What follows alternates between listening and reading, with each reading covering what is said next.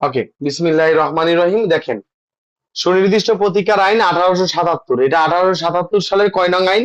সবাই বলেন 1 নং আইন।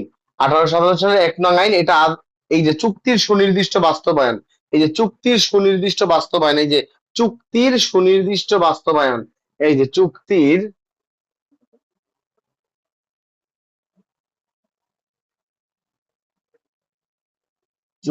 সুনির্দিষ্ট বাস্তবায়ন, এরা কত ধারা, কত 12 থেকে 30, ধারা 12 থেকে 30। চুক্তির সুনির্দিষ্ট বাস্তবায়ন, ধারা 12 থেকে 30। এটা আদালতের কেমন ক্ষমতা? এটা আদালতের জন্য সুবিবেচনামূলক ক্ষমতা। এটার প্রতিকার কি? প্রতিকার হচ্ছে আপিল। কোর্ট ফি কত? মূল্যানুপাতিক হারে কোর্ট ফি। এর তামাদি কত? তামাদি আইন 1908 অনুসারে অনুচ্ছেদ 113, তামাদি হচ্ছে 1 বছর। আশা করি বুঝতে পারছেন। এগুলি পরীক্ষা আপনার থাকতেই হবে, নাহলে নাম্বার পাওয়া টাফ হয়ে যাবে। আশা করি বুঝতে পেরেছেন। আদালতের ক্ষমতা সুবিবেচনামূলক, প্রতিকার হচ্ছে আপিল, কোর্ট ফি হচ্ছে মূল্যানুপাতিক হারে কোর্ট ফি, এবং তামাদি কত? তামাদি আইন 1908 অনুযায়ী অনুচ্ছেদ 113 হচ্ছে 1 বছর। আশা করি বুঝতে পেরেছেন। এইবার সবাই অনেক কিছু লেখে, এই কথাটা লেখে না পরীক্ষা হলে। সবাই ওয়াদা দেন চুক্তির সুনির্দিষ্ট বাস্তবায়ন আসলে অবশ্যই এই কথাটা লিখবেন। এটা লিখলে স্যার আপনার প্রতি অসম্ভব খুশি হয়ে যাবেন। লেখেন চুক্তি আইন 1872, ধারা কত? 2 এর বুরকত জ। চুক্তি হলো এমন অঙ্গীকার যা আইন দ্বারা বলবৎযোগ্য। সবাই লেখেন চুক্তি হলো, সবাই একটু কমেন্টেও কেউ লেখেন, কমেন্ট করা ভুলে গেছেন, রেসপন্স কম করেন। লেখেন চুক্তি হলো এমন অঙ্গীকার যা আইন দ্বারা বলবৎযোগ্য। চুক্তি হলো এমন অঙ্গীকার যা আইন দ্বারা বলবৎযোগ্য। এটা সুন্দর করে লিখবেন। আইন দ্বারা বলবৎযোগ্য সম্মতিই হলো চুক্তি। ঠিক আছে, সুন্দর করে লিখবেন। চুক্তি হলো এমন অঙ্গীকার যা আইন দ্বারা বলবৎযোগ্য। Agreement shall be enforceable by law. A contract is an agreement which is enforceable by law. ঠিক আছে, আশা করি বুঝতে পারছেন। এই জিনিসটা ইনশাল্লাহ পারবেন না পরীক্ষা হলে? এই একটা পৃষ্ঠা সুন্দর করে সাজাই দিতে পারবেন না? চুক্তির সুনির্দিষ্ট বাস্তবায়ন, ধারা কত? 12 থেকে 30। আদালতের সুবিবেচনামূলক ক্ষমতা, প্রতিকার আপিল, কোর্ট ফি মূল্যানুপাতিক হারে, তামাদি হচ্ছে তামাদি আইন 1908 অনুযায়ী অনুচ্ছেদ 113, 1 বছর। চুক্তির সংজ্ঞাটা কি? চুক্তি আইন 1872-এর ধারা 2 এর বুরকত জতে বলা আছে এভরি, আচ্ছা, চুক্তি হলো এ কন্ট্রাক্ট ইজ অ্যান এগ্রিমেন্ট, একটা চুক্তি হলো একটা অঙ্গীকার, হুইচ ইজ ইনফোর্সেবল বাই ল, যেটা আইন দ্বারা বলবৎযোগ্য, যেটা আইন দ্বারা বলবৎযোগ্য। এই অংশটা ক্লিয়ার কিনা বলেন? সবাই বলেন ইয়েস। ক্লিয়ার হলে বলেন ইয়েস, বলেন ক্লিয়ার হলে বলেন ইয়েস। এই অংশটা যে জি স্যার পারছি, জি স্যার বুঝছি। আশা করি বুঝতে পেরেছেন। চুক্তি হলো এমন একটা অঙ্গীকার যা আইন দ্বারা বলবৎযোগ্য। সবাই লেখে কিন্তু এটা লেখে না। এটা বুঝছেন কিনা বলেন? হুম, আচ্ছা, ঠিক আছে। চুক্তি হলো এমন অঙ্গীকার যা আইন দ্বারা বলবৎযোগ্য। আশা করি বুঝতে পেরেছেন। এই অংশটা অবশ্যই আসবে। চুক্তি হচ্ছে এমন অঙ্গীকার যা আইন দ্বারা বলবৎযোগ্য। শুনতে শুনতে মুখস্থ করে ফেলেন আপনারা। চুক্তি হলো এমন অঙ্গীকার যা আইন দ্বারা বলবৎযোগ্য। চুক্তি আইন 1872 ধারা 2 এর বুরকত জ। আচ্ছা, ইনশাল্লাহ এমনই থাকবে, ইনশাল্লাহ। ঠিক আছে, আচ্ছা, তাহলে খেয়াল করেন।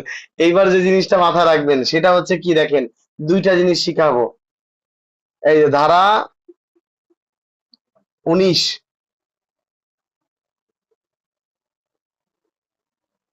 এখানে জরিমানা সম্পর্কে বলা আছে। জরিমানা, জরিমানা সম্পর্কে বলা আছে। জরিমানা সম্পর্কে বলা আছে। অর্থাৎ একটা লোক চুক্তির সুনির্দিষ্ট বাস্তবায়ন করতে পারে নাই, ও অস্বীকার করছে যে আমি চুক্তির সুনির্দিষ্ট বাস্তবায়ন করব না, তখন তাকে জরিমানা দিতে হবে। তাকে কি বলতে হবে? আপনি শুধু লিখবেন ধারা 19-এ চুক্তির সুনির্দিষ্ট বাস্তবায়ন প্লাস জরিমানা। জরিমানার বিধান দেওয়া আছে। একটা লোক চুক্তি পালন করতে সে কি করছে? একটা লোক চুক্তি পালন করতে সে কি করছে? অস্বীকৃতি জানিয়েছে, সে চুক্তি পালন করবে না। এই চুক্তির পালন করবে না, তো ওরা তো চুক্তি পালন করতেই হবে। এই যে ঘাড়তারামি করছে, ঘাড়তারামির জন্য জরিমানাও দিতে হবে। ঠিক আছে, এটাকে বলা হয় এডিশন। এটাকে বলা হয় এডিশন। এই যে এটাকে বলা হয় এডিশন। এডিশন। বা যোগকরণ। জরিমানা এই যে দুই ভাবে দেওয়া হয়। এই এক নাম্বার পদ্ধতি হচ্ছে অ্যাডিশন, যোগকরণ। চুক্তি তো তোর পালন করতেই হবে। এই তেরামি করছে, এই তেরামির জন্য জরিমানাও দিতে হবে। আর আরেকজন হচ্ছে অপারক। অপারক যে ভাই আমি চুক্তি পালন করতে পারবো না, কারণ আমি গুরুতর ক্ষতির শিকার হবো, তখন তাকে শুধু জরিমানা দিতে হবে। তাকে শুধু জরিমানা, শুধু জরিমানা। তখন চুক্তির বাস্তবায়ন করা থেকে তাকে আদালত মুক্তি দিবে, যে থাক বেচারা গরিব, ও পারবে না, ওকে বাদ দাও, ও শুধু জরিমানা দিয়ে দেখে, ও কেন চুক্তি পালন করতে পারলো না, এজন্য জরিমানা দেখে। এটাকে বলা হয়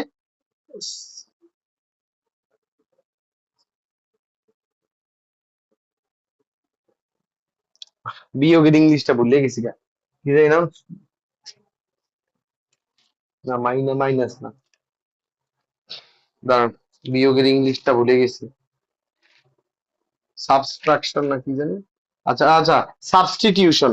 সাবস্টিটিউশন, সাবস্টিটিউশন। এটাকে করে বিয়োগকরণ, বিয়োগ। যে যাও, তোমার চুক্তি বাস্তবায়ন করার দরকার নাই, তুমি শুধু জরিমানা দিলেই হবে। এই অংশটা ক্লিয়ার বুঝতে পারছেন কিনা বলেন? এই অংশ, হ্যাঁ ডিডাকশন তো এটা তো ইসে বলা, কিন্তু আইনে বলা আছে সাবস্টিটিউশন। ওকে, ডিডাকশন এটা তো ঠিক আছে, ইংলিশে মাইনাসও ঠিক আছে, বাট আইনের ভাষায় বলা আছে সাবস্টিটিউশন। আচ্ছা, দেখেন ধারা 19-এ বলা আছে জরিমানার বিধান, বা চুক্তির সুনির্দিষ্ট বাস্তবায়নে জরিমানার বিধান কত দেওয়া আছে? জরিমানার বিধান দেওয়া আছে কততে? জরিমানার বিধান দেওয়া আছে ধারা 19-এ। ধারা 19-এ দেওয়া আছে জরিমানার বিধান। আশা করি বুঝতে পেরেছেন জরিমানার বিধান কোথায় দেওয়া আছে। জরিমানার বিধান দেওয়া আছে ধারা 19-এ। এক নম্বরে বলা আছে এডিশন, যেটাকে আমরা বলি যোগকরণ। অর্থাৎ তুমি তো চুক্তির বাস্তবায়ন করতে যাচ্ছ না, তোমার চুক্তির বাস্তবায়ন তো করতেই হবে। এই যে করতেছো, অনেক হারামি করছো, বেয়াদবি করছো, এর জন্য জরিমানাও তুমি দিবা। চুক্তির বাস্তবায়নও করবা প্লাস জরিমানাও দিবা। এটাকে বলা হয় এডিশন। আর আরেকটা লোক হচ্ছে অপারক, যে মাননীয় আদালত আমি গরিব অসহায়, আমার পক্ষে এটা সম্ভব না, তোর মধ্যে থাক, ও গরিব অসহায়, ওর অপূরণীয় ক্ষতি হবে, থাক তুই শুধু জরিমানা দে, তোর চুক্তির বাস্তবায়ন দরকার নাই। আদালত তাকে একটা বিষয় থেকে ছাড় দিছে। এটাকে বলা হয় বিয়োগকরণ, সাবস্টিটিউশন। আশা করি বুঝতে পেরেছেন। এটা ক্লিয়ার কিনা বলেন, একটু ইয়েস বলেন, ক্লিয়ার কিনা বলেন, ইয়েস। তাহলে জরিমানার বিধান কত দেওয়া আছে? 19-এ দেওয়া আছে।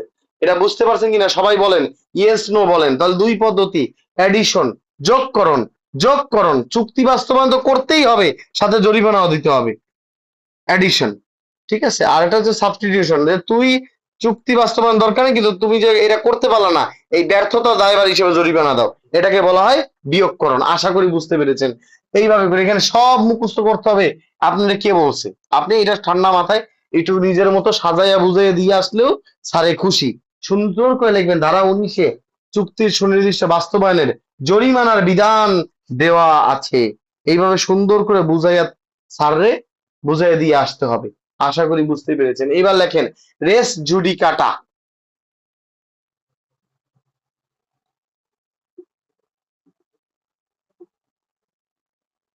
ধারা 29, এটাকে বলা হয় রেস জুডিকাটা। এটা সুনির্দিষ্ট প্রতিকার আইনের রেস জুডিকাটা।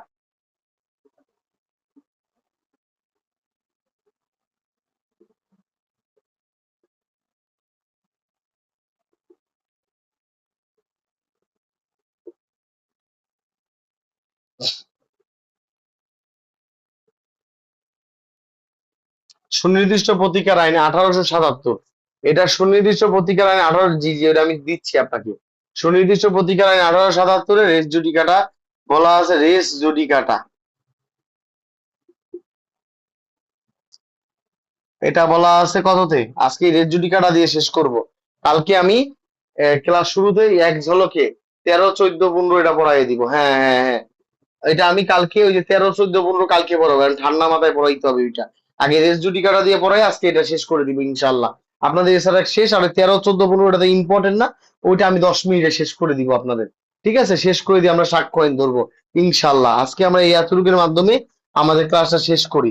সুনির্দিষ্ট প্রতিকারে ধারা 29-এ বলা আছে রেস জুডিকাটা দেওয়ানি কার্যাবিধি। দেখেন, দেওয়ানি কার্যাবিধি লিখে ফেলেন, দেওয়ানি কার্যাবিধি 1908। এখানে বলা আছে ধারা 11, ধারা 11 রেস জুডিকাটা বলা আছে। ফৌজদারি কার্যাবিধি দেখেন,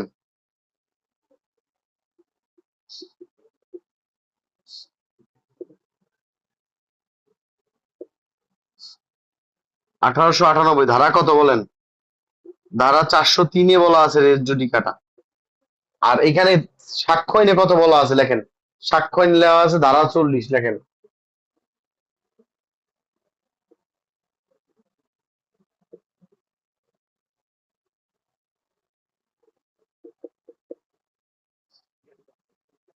ধারা 40-এ বলা আছে রেস জুডিকাটা, খেয়াল করেন। বা গণপ্রজাতন্ত্রী বাংলাদেশ সংবিধান লেখেন।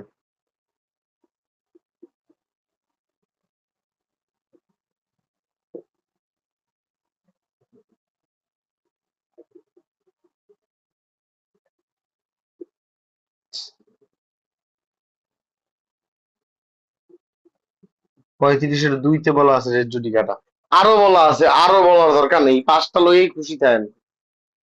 ঠিক আছে, ওই বেশি পড়তে গেলে আবার অধিক সন্ন্যাসীতে গাজন নষ্ট হয়ে যাবে। এবার দেখেন এইখানে সুনির্দিষ্ট প্রতিকার রেস জুডিকাটা কি সংক্রান্ত? চুক্তি সংক্রান্ত, লেখেন চুক্তি সংক্রান্ত, কন্ট্রাক্ট সংক্রান্ত। দেওয়ানি কার্যাবিধি রেস জুডিকাটা কি সম্পর্কিত? সুট বা মোকদ্দমা সম্পর্কিত। ফৌজদারি কার্যাবিধি কি সম্পর্কিত? অপরাধ সংক্রান্ত।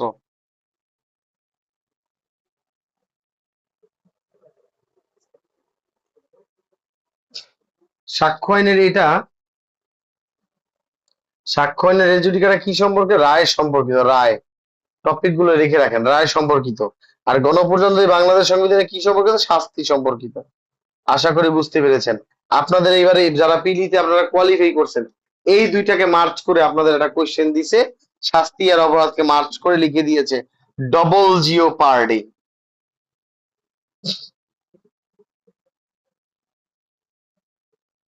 দেখেন, যা ক্লাসে পড়াইছি তাই পরীক্ষা আসছে, যা ক্লাসে পড়াইছি তাই পরীক্ষা আসছে, এর বাইরে কিছু আসে নাই। ঠিক আছে, তাহলে এইবার আপনারা এক কথায় সব মেরে দিব। এখন সুনির্দিষ্ট প্রতিকার আইন 1877-এ বলা আছে একটা চুক্তি একবার সম্পন্ন হইলে ওই চুক্তি দ্বিতীয়বার বাস্তবায়ন করা যাবে না। একটা চুক্তি একবার হয়ে গেছে, একটা চুক্তি একবার হয়ে গেছে, আর দ্বিতীয়বার আবার কি করা যাবে না?